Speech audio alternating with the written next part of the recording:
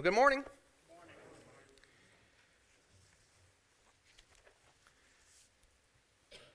I'll start off the same way I did this morning the first time. Is this a dream? Is this a dream? Every day you wake up, there's something new, some difficulties that are going on, some new reports that are out. Is it a dream? Is it a dream to come back to the building? In Psalm 126, there's a psalm that was written as Israel comes back home, comes back to Jerusalem. And I want you to think about this for just a minute from their perspective, though it's been longer than 3 months, believe it or not, for them. And they come back and they see Jerusalem. In Psalm 126, beginning in verse 1, it says, "When the Lord brought back the captive ones of Zion, we were like those who dream. Then our mouth was filled with laughter and our tongue with joyful shouting. Then they said among the nations, the Lord has done great things for them.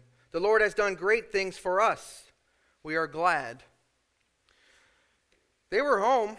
They were back in Jerusalem, but I assure you, Jerusalem did not look like it did when they had left. There were things that were different, just like there are things different when you come into the building now. And there may be things that are different for a while as we try to get together. But it is a tremendous blessing to be able to sit, to sing with you, to partake of the Lord's Supper, and just to see some of you, half of you, I guess, for some. See your smiles, and just to understand how awesome our God is. Amen. You know, it's interesting, if you turn over to Exodus, the 10th chapter, when you think about the plagues, I cannot imagine what it was like to go through them. I can't imagine what it was like to go through them as God's people. Certainly can't imagine going through them as an Egyptian. The Egyptians could have wanted them to go away. In many cases, I'm sure they did. But it was up to Pharaoh. Israel, they're going through their own learning process of faith through all of this. And you come to the 10th one, and the 10th one is this plague of darkness. And I want you to understand about this plague of darkness in verse 21 beginning. This was not like darkness like you or I have ever experienced. And I know there's a chance or a chance that you've been in a place that was just so dark that you could almost feel it. That's good. Then you can kind of understand somewhat what this would have been like. This is God's darkness. This is a plague of what this would have been like. And I cannot imagine how this would have gone for 3 days. They couldn't move. There was nowhere that they could go. But beginning in verse 21, it says, "And the Lord said to Moses, stretch out your hand towards the sky, that there may be darkness over the land of Egypt, even a darkness that may be felt. So Moses stretched out his hand towards the sky, and there was a thick darkness in all the land of Egypt for 3 days. They did not see one another, nor did anyone rise from this place for 3 days. But all the sons of Israel had light in their dwellings." I love that last part. I want you to understand what was going on with God's people. There was a darkness that was everywhere except where God didn't want it to be. And the dwelling place of his people was the light. I suggest to you that there's not much different today in this world. We're going through some difficult things, and quite frankly, since I wrote this sermon, there's been other things that have occurred. And it's dark. There's difficulties that are going on. But I assure you that God is with his people. Amen. We can focus so much on the darkness. And you imagine for just a second that Israel's saying, "Oh, you know what? I want to go out and be in the dark. I want to be in the dark. Why would I want to be in the light?" Would make no sense to any of us to do that. They would stay in their homes because there's light. And the Egyptians would want to come into the house because there's light. But today, it's way too often that God's people go into the dark and begin to think and act like people in the world and react to things like people in the world. Instead of understanding how blessed we are to be his people, that we are the ones that are walking in the light. Amen, brother. We've got to understand what it means to be lights in a dark world. I know that there's a lot going on, believe me. I mean, it's been since March. Since we've been in here. Well, you've been in here. I've been here before. You've been in here. March. That's not that long.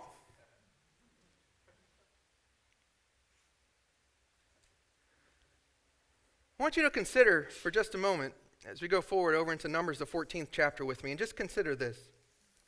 Israel had seen all the plagues. All of them. They come to the Red Sea and God parts the sea for them. They get across, they're in the wilderness. He's taking care of them. Deuteronomy, the 8th chapter, talks about the fact that he feeds them, obviously. But in Numbers 14, this is after the spies come back and they have no idea what to do. I want you to notice what it says beginning in verse 1. Then all the congregation lifted up their voices and cried, and the people wept that night. All the sons of Israel grumbled against Moses and Aaron, and the whole congregation said to them, would that we had died in the land of Egypt, or would we have died in this wilderness? Why is the Lord bringing us into the land to fall by the sword? Our wives and our little ones will become plunder. Would it not be better for us to return to Egypt? So they said to one another, let us appoint a leader and return to Egypt. God's people, all the congregation complained. All of them complained. So it's not new for humans to complain, obviously. It's a temptation for all of us. It's a temptation to look around and see the things that we are going through and to complain about it and to grumble about it and to be so focused on it that you miss the next part. He continues on here in verses 5 through 10, and he talks about you guys are forgetting something. Remember that God has given us this land. You need to remember that this is ours. In verse 8, he says, if the Lord is pleased with us, then he will bring us into this land and give it to us, a land which flows with milk and honey. Do not rebel. You and I have got the same blessings. When you're going through difficulties, and we are, remember what God has done for you. And what ultimately, the great reward obviously of heaven, but that he is with you now. Amen. I want you to look at verse 11. This is the same today as it was then. Certainly from their perspective, we can name them. We can talk about the different things that they had seen. He says, the Lord said to Moses, how long will this people spurn me? How long will they not believe in me, despite all the signs which I have performed in their midst?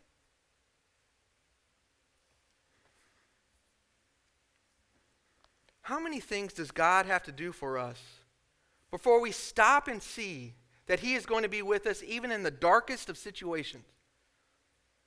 It's way too often we view God almost as a genie, or what have you done for me recently, God? I need you to help me now through this one, the way that I want you to help me through it. Instead of understanding that he's with us the whole time. Despite the things that he has done in our lives, including the last 3 months. Don't forget them.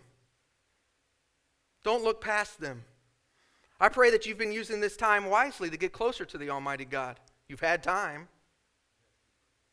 to get closer to your family, to check on one another. But some used it to complain. I know that because I'm on social media too. We've got to understand that there is an opportunity for you and I to stand aside and stand out from the dark world. They're going to complain. They're going to be so upset and ask, where is your God? And the danger is that God's people are going to do the same. You may not say, where is my God? But in your actions, are you showing that I am remembering everything that God has done for me? How many things do I have to do for these people?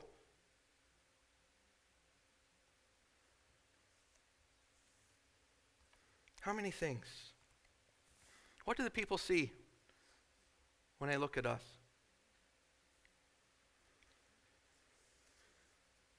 You know, these verses mean so much to me before, and they mean a lot more to me now. I used to kid, and it's true, that these were only read at weddings. And that's true. But these verses are as true today during a pandemic as they were 3 years ago. They were written to a congregation of tremendous division that was going on.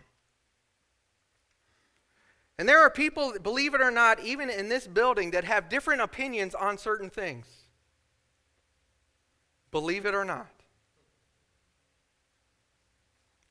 We're surrounded on Facebook. I am just blessed. This is sarcasm. With amazing amount of medical experts. I mean, I am blessed. Now, you're all on different sides, but I am tremendously blessed with that. So we all have opinions. All of us do. All of us. And when somebody dares to have a different opinion than mine, the first thing I don't think of is love is patient and is kind. Is it? See, I can be patient to you when you're patient to me. I can be kind to you when you're kind to me. Okay. What if you have a different perspective of something? A different opinion on something? Am I kind to you now? God warns us, Jesus warns us, about calling a brother or sister a fool. That's just no different from idiot or stupid, which I've seen people write. We've got to be careful of the things that we do, that we are different than the world. Amen to that. We've got to understand that love is patient, love is kind, does not brag, is not arrogant, and this is already happening and it will continue to happen, that there's somebody that you know, because everybody's had an opinion on it across the board, was right the whole time. Good. I'm glad that at least so far, there haven't been as many people as they thought were going to die. Praise God for that. But there's still 100,000 people just in our country that have lost their souls, and each and every one of them is a soul. It's not just a number. And us as Christians, we sit back and we've been praying about this, and then the numbers come down, and then we're like, well, they were wrong. Our God answers prayer. Yes, He does. He answers the prayers. Don't pray about it if you don't believe it. Don't look around and say, wow, I can't believe this didn't happen the way that they said it did. My God is in control. Amen. Love is patient. It does not seek its own. It is not provoked, as I said the first time, as I am right now. It is not provoked. Does not rejoice in unrighteousness. Does not take into account a wrong suffered. This is one we have to be very mindful of. There are things that we have said, perhaps things we have written during this time that other people are going to read, and it's going to hurt them. And you have a responsibility to that. You've got to be careful of the things that you are writing. We also have to be careful how we read them, how we take them. You see, one of the things that we've got to understand when it comes to these passages before you is that my job is to give you the benefit of the doubt, meaning when you have a different opinion than I do, you're coming from the right place in your heart. It's just a different opinion than I have. There are people sitting at home watching it this morning, and they are as righteous as the people sitting in this building. Or there's people sitting in the building that are not righteous, like people at home. It's about our hearts and whether or not we are worshiping the Almighty God. And people will look at other people and say, oh, I can't believe they didn't go. I can't believe they did go. This is about my heart and my God. And it's about us understanding and giving people the benefit of the doubt that we want all of us to be safe, to be healthy, but also to be strong spiritually, and to be able to worship with one another. We've got to be careful. You continue on with this. The last one, endures all things. That word means more to me than it ever has before. When I was younger, believe it or not, I was very, very fast, believe it or not, for a short amount of time. I could do sprints, no problem. If I had to run long distance, I would throw up afterwards, but I would run it. But I'm going to tell you, during this pandemic, it's not over, during this, I've realized we are not very patient people. And we certainly do not know how to endure things. Or we decide when it's up. I've endured enough. It's up. I don't care what anybody else says. Good. Or we can be Christians. And we can understand what the word endure means. That there are going to be things that are said in this context that we're going to endure. It's love. There's going to be opportunities to grow. There's going to be opportunities to teach. And we're going to handle those with love. We're going to be patient. We're going to be kind.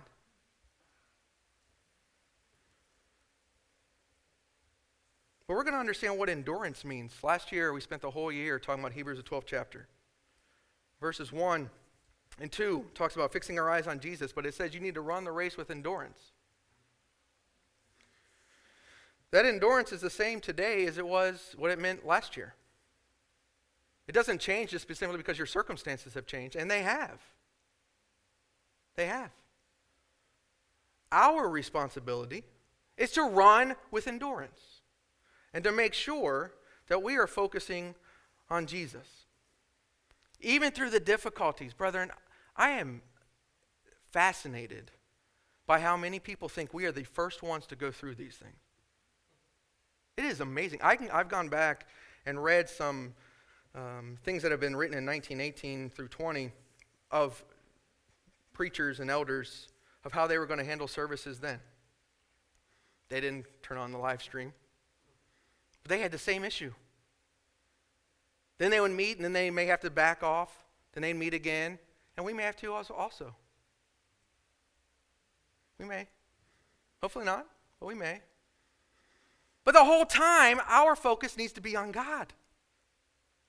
It has to be on Him. When they were in Babylon, their focus was to be on God. When they were back in Jerusalem, their focus was to be on God. Last year, before, the good old days, our focus is supposed to be on God. Today, our focus is to be on God. And in 5 years, when this is a memory, our focus is to be on God. It doesn't change on the circumstances, but I'm afraid so often it does.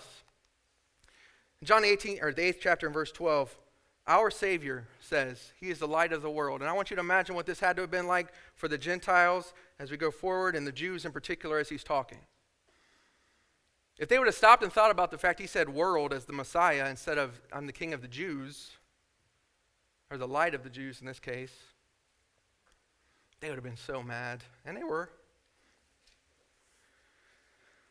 But sometimes when we look at our Savior, we view Him from the same perspective many times, I think, as the Jews may have. God is not the light only of America or the people that look like me. He is the God of the world.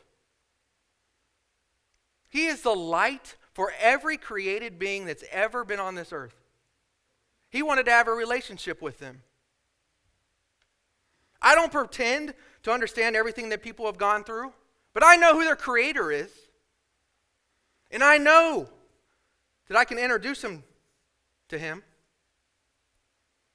We've got to make sure that we understand our focus and our influence is always going on, and especially during these difficult times. People are going to see it, and I know they'll see it. One of the neat things to me about Facebook, because it's awkward, quite frankly, is that like a year or two from now, the great memories come up. And some people wrote some things that I hope you're just embarrassed as you can be about. Unless you change it today. We've got to understand the things that we do today are being seen. And we have an opportunity to let people see our God. Or we can act like everybody else. We can be Israel coming out and standing in the darkness, which would make no sense at all. As you know, one of my favorite verses in 1 John, the 2nd chapter, makes this point. And I ask you, when it comes to your focus, what have you been focusing on the last couple of months? Focusing on. there's obviously things going on. There's no question that it takes our time. We have got to focus on it or think about it. But where's our focus been? In 1 John, the 2nd chapter, in verse 8, he says, "On the other hand, I am writing a new commandment to you, which is true in him and in you, because the darkness is passing away and the true light is already shining." And that's exactly the same thing today. The true light is shining. Stop focusing on the darkness. Stop focusing on the darkness. Understand that God is with his people. You know, one of the interesting things found in Isaiah, the 49th chapter, is what you can kind of see in the world. And unfortunately, I'm afraid that there are some Christians that have struggled with this. Here, God's people have been taken. They're in a very difficult situation, of course. But in Isaiah, the 49th chapter, in verse 14, Zion says, "The Lord has forsaken me, and the Lord has forgotten me." We can say, many people are tempted to say the same thing. Where is he? Where is he? I love what God says here. "Can a woman forget her nursing child and have no compassion on the son of her womb? Even these may forget, but I will not forget you. Behold, I have inscribed you on the palms of my hand. Your walls are continually before me. Your name is written on my hand. I know my children. I will never forget you." And you know what? What they were struggling with earlier on doesn't change at this moment, except for the fact that God just told them, "I know who you are. I haven't forgotten you. I'm not going to forsake you. I'm going through these things with you." And it's no different today. He is going through them with us. He is right with us. Brethren, I'm going to tell you, I think that's a simple thing to say. I think there's a lot of people that struggle putting that into practice. You know, there's a quote that I will say often about the fact that peace is not the absence of problems, but the presence of God. And that's a simple thing to say when there's no problems. And that's a simple thing to say when our problems were really small. It's a little different when it's today. And for some, there are tremendous problems that are going on. Not just the pandemic, the economics, various things that are going on. And they are absolute problems. There's no question about that. But we also can have absolute true peace. Not because those problems are taken away, but because we are with and walking with our God. That's where the true peace is. There is no question that there are people that are surrounded by a darkness that you can feel in their lives. Horrible things. But I suggest to you that in your dwelling, in your tent, in your heart, is the light of the Almighty God. And we are called to be those lights. Over in Ephesians, turn to Ephesians the 5th chapter. In Ephesians, the 5th chapter, that's what we're called to be. We were once in darkness, and the scary part of a lot of that is that people don't realize they're in darkness. It's very simple when it's physically dark. But he talks about here in verse 8, "For you are formerly darkness, but now you are light in the Lord. Walk as children of light." What does that mean? That means we are different than the world. We are to be different. We react differently when things occur. We react with love. We react with kindness. We are different people. Not because of us. Not because of us. I'm as competitive as they come. Not because of us. Because of the Almighty God. It's because of Him. That we bring glory to Him. That people see Him.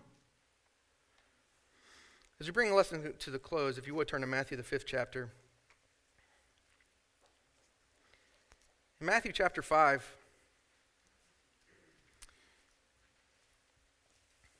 certainly this are very familiar verses. I'm point out verse 9 to you first. Verse 9, it says, "Blessed are the peacemakers, for they shall be called sons of God." And I'll make this point because I think it's extremely important. There's a lot of peacekeepers. Peacemakers is a totally different thing. We're to be proactive when it comes to peace. We're striving to show peace. That doesn't mean it's going to be accepted. That doesn't mean you're going to be able to fix every situation. That's not the point. We have peace. We have it. Peacekeepers react or just stay away. It's the understanding of what we are called to be. You don't have to tell everybody your opinion. My opinion is I wish not everybody had social media. But that doesn't work, evidently.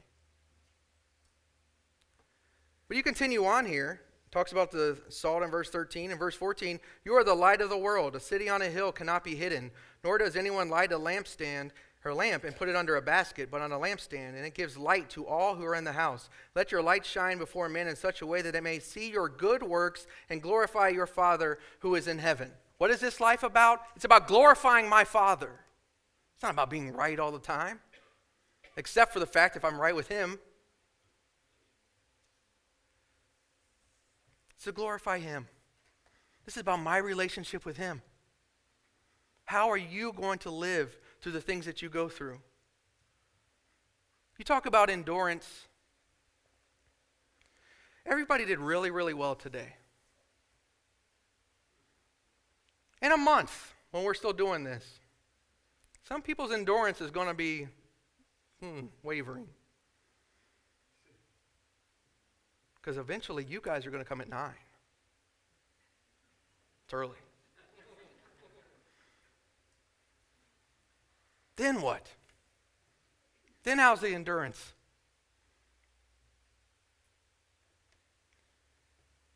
Are we letting our light shine no matter how dark it is?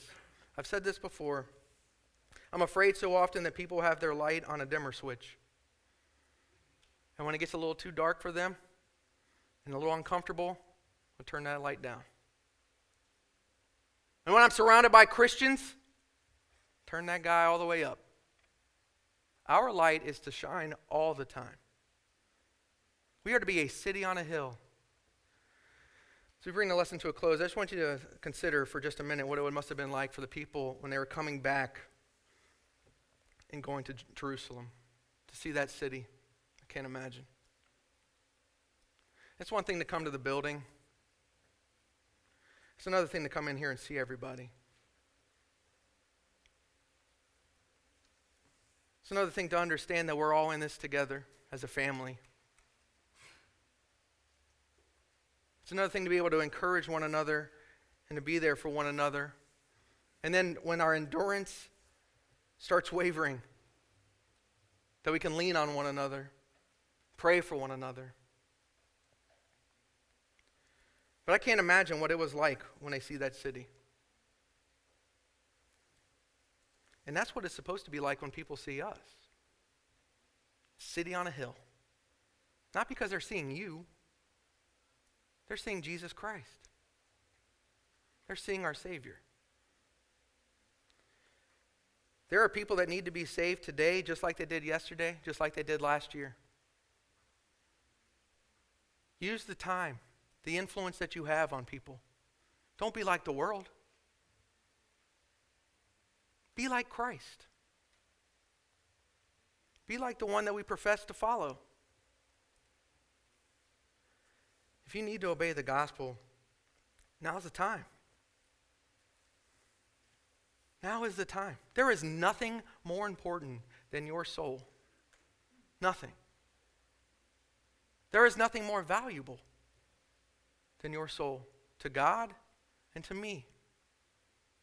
And I suggest to you, we're going to do a lot of good in this world if we view every single person in the exact same light. That they are a soul that needs to have a relationship with their God. They're a soul that lost their life to whatever. Focus on that. Realize that it's far more than a number.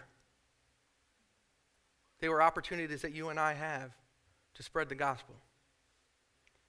If you need to obey the gospel now, do not wait. If you need prayers of the congregation, please ask for them. And I am telling you, as always, please make sure that you are praying for one another. Pray for one another.